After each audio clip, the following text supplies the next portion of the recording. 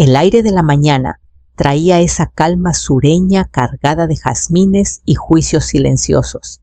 Me quedé parada al otro lado de las rejas de hierro forjado de la capilla San Isidro, donde descansaba el ataúd de Esteban bajo vitrales y rezos solemnes. Desde la calle lo veía todo el coche fúnebre negro reluciente, las filas de camionetas de lujo y sedanes, estacionados los dolientes, entrando algunos con la cabeza baja, otros con sonrisas sociales y celulares en modo silencio. Y en el centro de todo mi hija, Amalia, estaba cerca de las escaleras principales con las manos delicadamente cruzadas, sobre un bolso bordado con sus iniciales, su vestido negro ajustado a la perfección. Llevaba el luto como si fuera una pasarela impecable, planchado ensayado. Parecía la heredera dolida, pero nada de eso era real. Ni las lágrimas que secaba con un pañuelo de lino, ni los saludos a amigos de la familia que no veía en años, y mucho menos la forma en que alzó la barbilla cuando me vio al otro lado de la calle. Antes de que pudiera dar un paso, dos hombres en trajes gris oscuro aparecieron a cada lado de la reja. Señora Morales, dijo uno sin mirarme a los ojos, nos pidieron que le informemos que no puede entrar. Parpadeé sin estar segura de haber oído bien. «Es el funeral de mi esposo», dije en voz baja, buscando calma. Organicé su primer testamento. Lo cuidé durante 3 cirugías. Nos casamos en esta misma capilla. El segundo hombre más joven se tensó. «Lo sentimos, señora. Es un evento privado. La señorita Amalia Morales tiene control total de la lista de invitados». Mi teléfono vibró en mi bolso. No necesitaba verlo para saber de quién era. Aún así lo saqué. Un mensaje, una línea. «Por favor, no hagas esto más difícil de lo necesario». Miré la pantalla. Las palabras golpearon más fuerte que los guardias. No quería una escena. No me quería allí. No ahora. No cuando los ojos de la élite de Mérida la observaban. Retrocedí despacio. Los tacones rasparon la banqueta de piedra. No lloré. No discutí. Solo me quedé ahí mientras mi propia hija enterraba a su padre. Y a mí junto con él. Esa noche me senté sola en la cocina con las manos alrededor de una taza de manzanilla que se enfriaba mirando a la nada. La casa estaba en silencio, demasiado, para un día que debió terminar con discursos fúnebres y lágrimas compartidas. En cambio, terminó con guardias de seguridad y un mensaje que parecía una orden de alejamiento. El dolor en mi pecho no era exactamente duelo. Era algo más el reconocimiento de que esto no era repentino. Llevaba años gestándose. Amalia nunca fue cruel de niña, pero incluso entonces su sonrisa tenía un dejo particular encantadora en la superficie, pero demasiado calculada para alguien de su edad. Solía pensar que era inteligencia.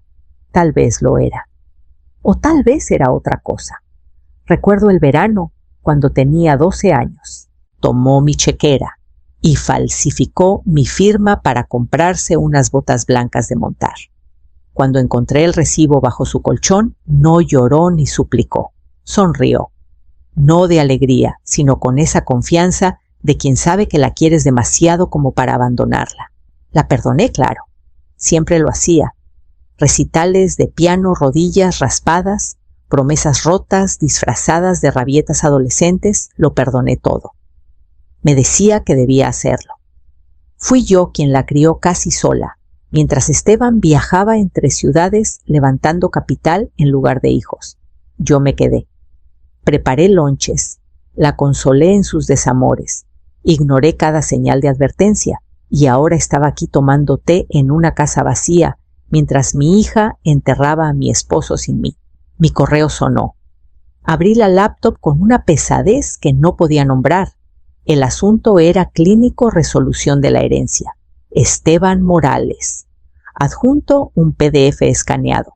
La firma era reciente, el lenguaje claro. Todo, cada peso, cada propiedad, incluida la mansión en la Avenida Colón, Era para Amalia sola, sin mención de mí. Lo leí 2 veces, luego otra. El té se había enfriado, pero mi pulso empezaba a calentarse. La hija que crié no solo me excluyó del funeral, me había borrado de su legado. Y aún así, en lo más profundo de mí, sabía que esto no había terminado. Manejé hasta la mansión justo después del amanecer, con el cielo aún amoratado por los restos de la noche. Mis manos apretaban el volante más de lo necesario. No había dormido. Había demasiados ecos, demasiadas preguntas. De esas que no necesitan respuestas, solo reconocimiento. Al doblar en la avenida Colón y ver la casa, se me cortó el aliento. No porque estuviera diferente, porque no lo estaba. Al menos desde lejos. La fachada de piedra gris, las ventanas altas, la enredadera que se aferraba tercamente a la pared este, todo seguía igual, hasta que vi el jardín. Las rosas habían desaparecido. El extenso parterre de rosas inglesas que Esteban y yo plantamos el verano que celebramos 25 años de casados arrancado.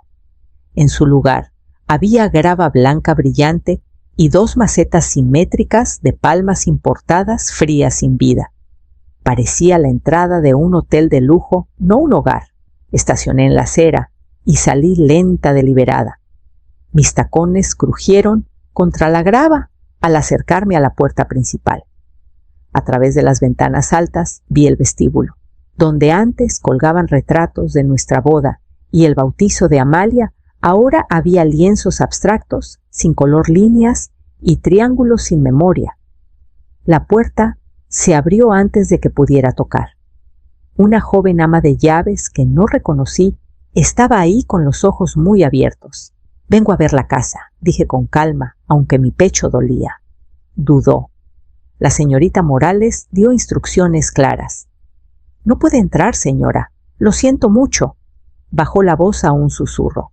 «Dijo que usted ya no es familia». Asentí una vez, no por acuerdo, sino por cerrar el capítulo. Me di la vuelta y caminé de regreso al coche, con pasos cuidadosos sobre la grava que reemplazó el jardín, que Esteban cuidaba en pantuflas, tarareando fuera de tono. Me senté en el asiento del conductor y miré la mansión por un largo rato. El sol matutino golpeaba las ventanas, pero no se sentía cálido. Era como estar frente a un museo que solía ser tu hogar, un lugar lleno de cosas que reconocías, curadas por alguien que no las entendía. El sobre llegó por mensajería 3 días después, color crema, con el nombre de un despacho de abogados que no reconocí. Ya sabía qué había dentro antes de abrirlo.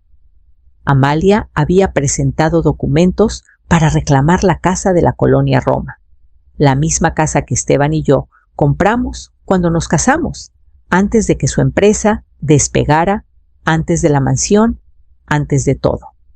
La conservamos incluso después de mudarnos a la mansión. Tenía historia raíces. Mi nombre estaba en la escritura original, pero ahora, según los nuevos documentos, era considerada legalmente una extensión de los bienes matrimoniales bajo el testamento revisado y tenía 30 días para desalojar. No lloré. Doblé la carta y la guardé en el cajón junto a la estufa, donde tenía fotos viejas y recibos de servicios. Me senté en la mesa de la cocina un rato, trazando el patrón de la madera con un dedo. Esa noche, el teléfono sonó poco después de las 10. Casi no contesté pensando que era otro vendedor o un número equivocado.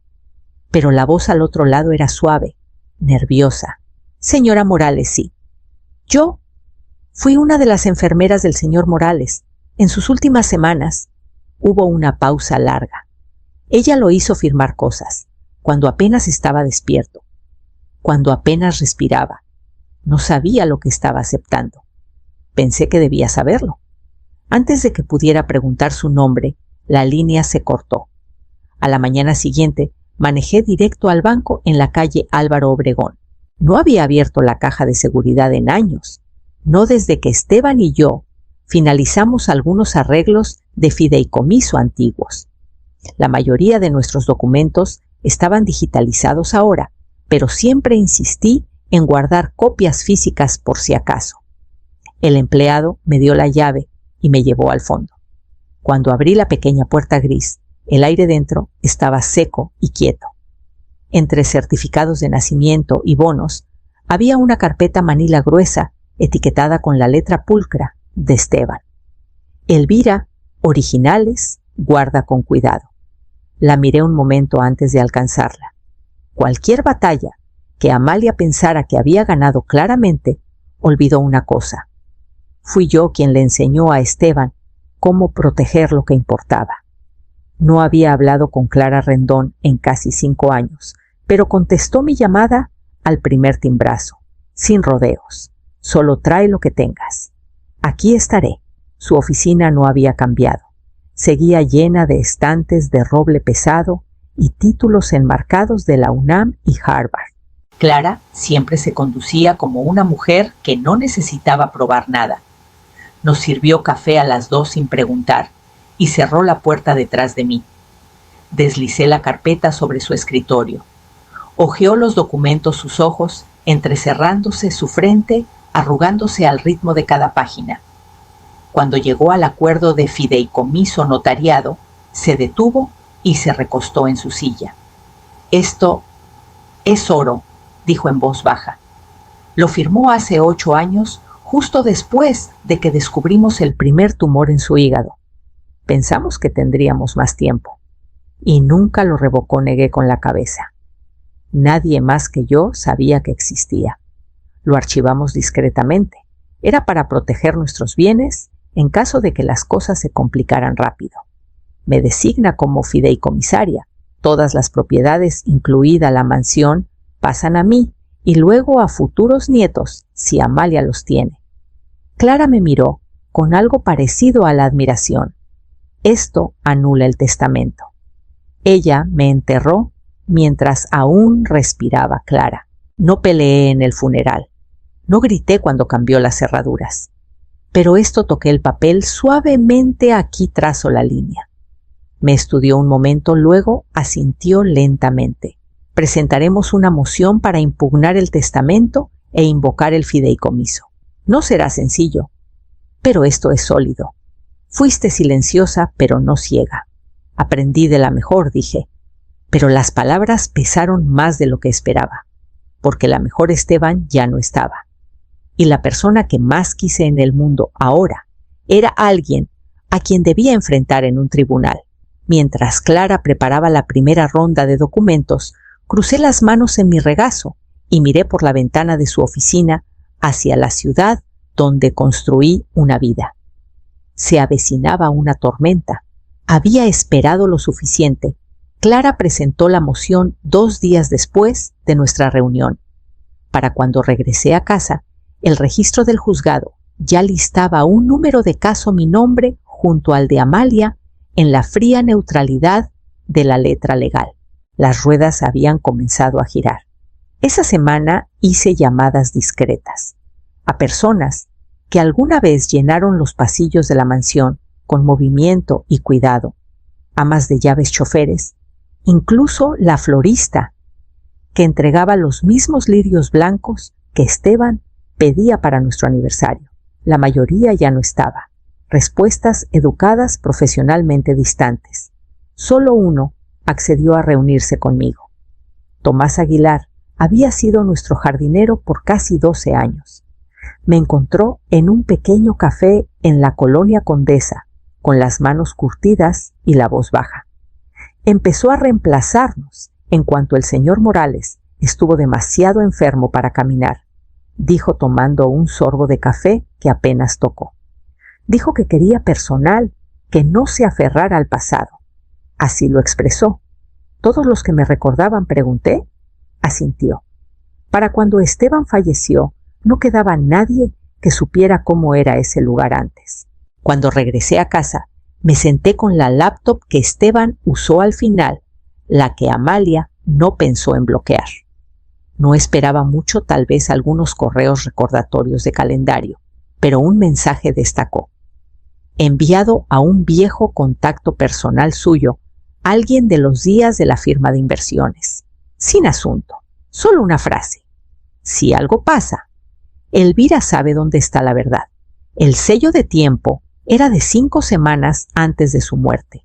Lo leí otra vez y otra, tratando de leer entre líneas ya cargadas de significado. No me había hablado del mensaje.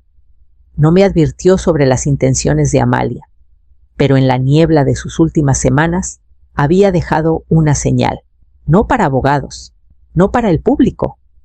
Para mí, me recosté con los ojos cerrados. El silencio de la casa me envolvió como un aliento contenido demasiado tiempo. Cualquier pieza que aún estuviera oculta, Esteban confiaba en que yo la encontraría.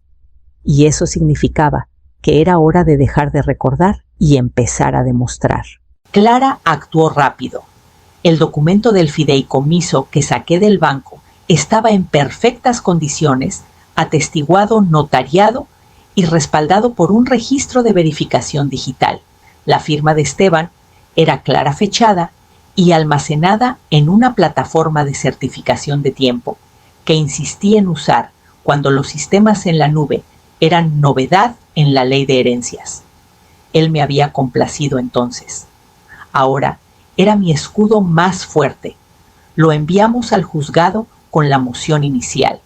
El documento establecía, sin ambigüedad, que yo era fideicomisaria de todos los activos principales, cuentas financieras, propiedades e intelectuales hasta que Amalia cumpliera 50 años.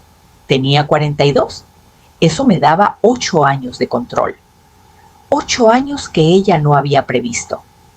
A Amalia le entregaron la notificación en su estudio de yoga boutique en Polanco, a media clase con leggings lila y un micrófono en la cabeza. El mensajero me dijo después que no se inmutó, aceptó el sobre, leyó la primera página y continuó su clase con calma. A la mañana siguiente, un reportero del Diario de Yucatán publicó un artículo breve citándola directamente. Mi madre y yo estábamos distanciadas. Ella abandonó a mi padre mucho antes de que falleciera. Yo fui la que se quedó. Yo manejé todo cuando él estaba más débil. También había una foto Amalia, fuera del estudio con los brazos cruzados, expresión suave pero firme. El tipo de rostro que gana simpatías de quienes solo leen titulares. No respondí, ni a la prensa, ni a los murmullos, ni a los vecinos que comenzaron a ofrecerme condolencias tensas en el mercado como si yo hubiera cometido algo imperdonable. En cambio, reenvié el artículo a Clara, quien respondió con una línea, parpadeó. Eso es todo lo que necesitábamos, porque si Amalia realmente creyera que el fideicomiso no valía nada, no habría salido a los medios. No habría intentado reescribir la historia antes de que el juzgado la escuchara. Imprimí el artículo y lo guardé en la misma carpeta que ahora contenía el fideicomiso de Esteban, su correo, y un rastro de papel que decía que esta batalla ya no era sobre emociones, era sobre pruebas, y estaba casi lista para sacarlo todo a la luz. El juzgado era pequeño, sin cámaras, sin jurado grande, solo luces suaves y el eco de los zapatos en el piso pulido.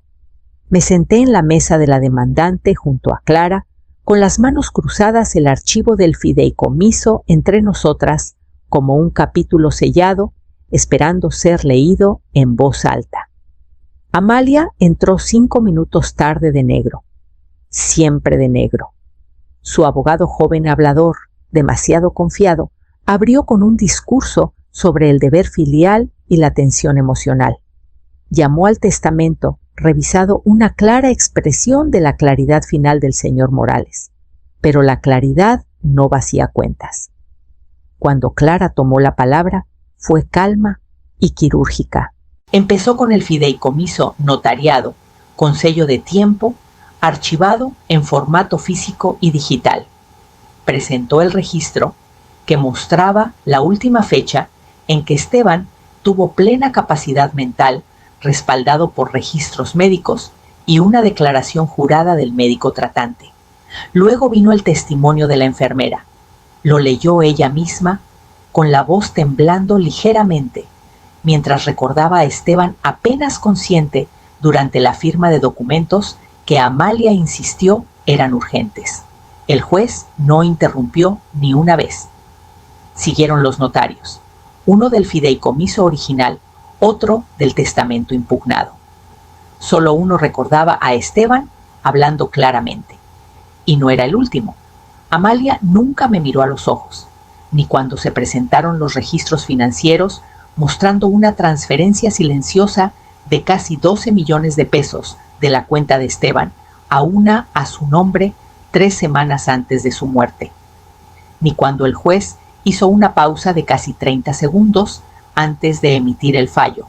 El fideicomiso, habiendo sido creado y preservado bajo circunstancias legales y verificables, será respetado en su totalidad, dijo. El testamento presentado por la demandada se declara inválido. Las palabras cayeron sin celebración.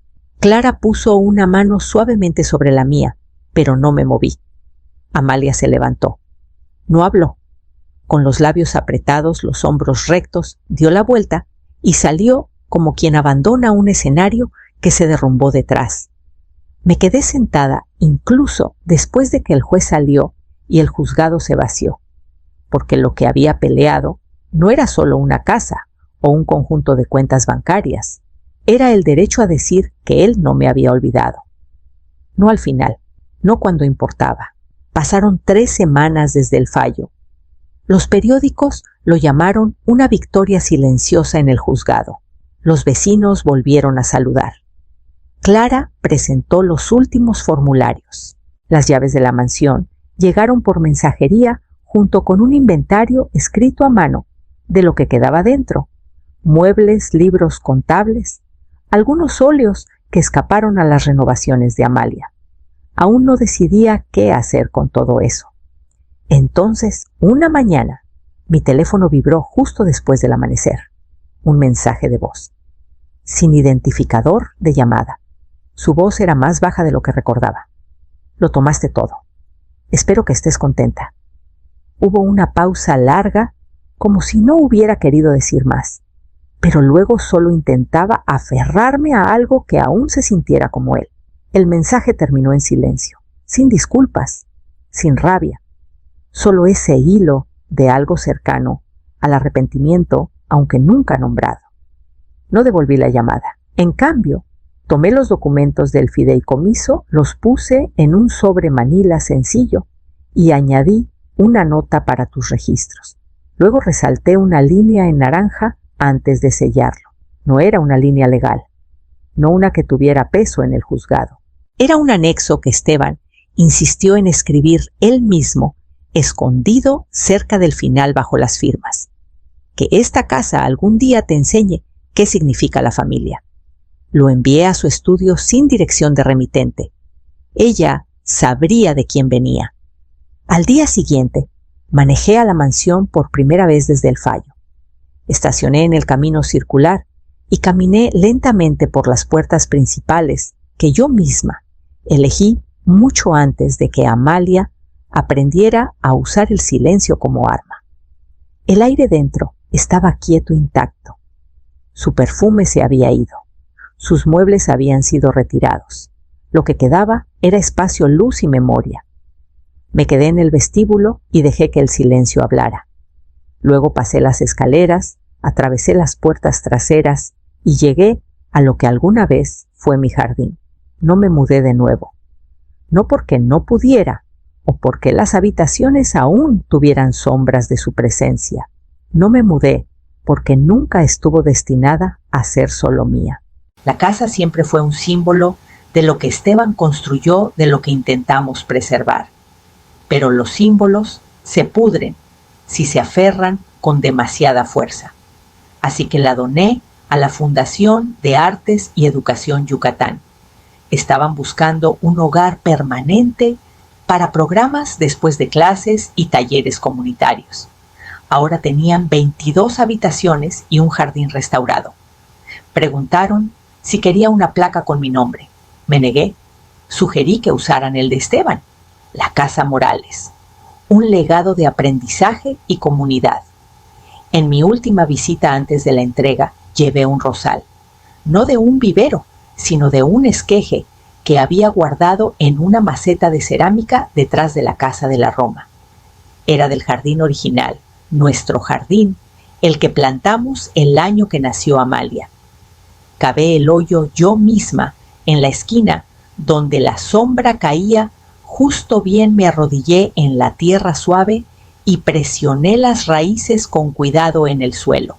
Mis rodillas dolían, mis manos no eran tan firmes como antes, pero el ritmo de plantar era familiar y silencioso. Nadie miró, nadie necesitaba hacerlo.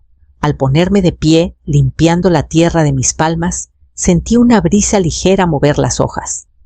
Era la misma esquina donde Esteban una vez me dijo que algunas cosas se construyen no para durar eternamente, sino para significar algo mientras están. Dicen que los muertos dejan bienes, pero a veces también nos dejan elecciones. Y yo elegí no dejar que la traición se convirtiera en mi legado. Los papeles se firmaron esa misma tarde. La fundación comenzaría su trabajo el próximo mes. Me fui sin nada en el asiento trasero más que una maceta vacía y una ligereza que no había cargado en años. Porque a veces la herencia más duradera no está en lo que guardas, está en lo que regalas.